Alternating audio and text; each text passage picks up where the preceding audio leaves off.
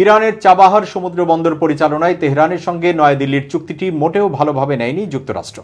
চুক্তিটি ঘোষণার সাথে সাথে ভারতকে নিষেধাজ্ঞার হুঁশিয়ারি দিয়েছে মার্কিন প্রশাসন। এর একদিন পরেই মার্কিন হুঁশিয়ারির প্রতিক্রিয়া দিয়েছেন ভারতের পররাষ্ট্রমন্ত্রী এস জয়শঙ্কর। ইরানের সঙ্গে এই প্রকল্পটি দুই অঞ্চলের জনগণের জন্যই বেশ মঙ্গলজনক বলে জোর দিয়েছেন জয়শঙ্কর। তিনি বলেছেন, জনগণ এক্ষেত্রে কারো সংকীর্ণ দৃষ্টিভঙ্গি মেনে নেবে না। বুধবার জয়শঙ্করের লেখা হোয়াই ভারত ম্যাটার্স বইয়ের বাংলা সংস্করণ প্রকাশ অনুষ্ঠানে যুক্তরাষ্ট্রের হুঁশিয়ারির জবাব দেন।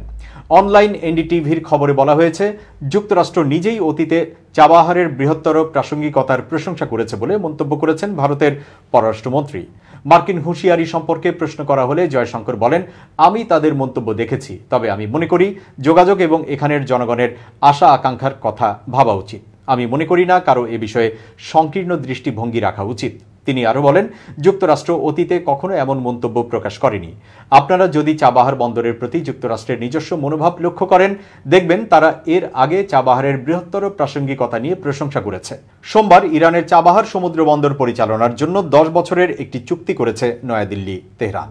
এর কয়েক ঘন্টার মাথায় যুক্তরাষ্ট্রের পররাষ্ট্র দপ্তরের উপমুখপাত্র বেদান্ত প্যাটেল হুঁশিয়ারি দিয়ে বলেছেন, ইরানের সঙ্গে কোনো দেশ ব্যবসায়িক চুক্তিতে গেলে তারা সম্ভাব্য নিষেধাজ্ঞার মুখে পড়তে পারে।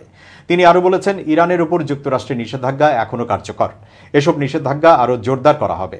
নাম উল্লেখ না করে ভারতকে সতর্ক করে বেদান্ত বলেন, যারাই ইরানের সঙ্গে বাণিজ্যিক চুক্তি করবে তাদের মনে রাখা উচিত যে তারা নিজেরাই নিজেদের উপর নিষেধাজ্ঞা পড়ার পথ খুলে দিচ্ছে।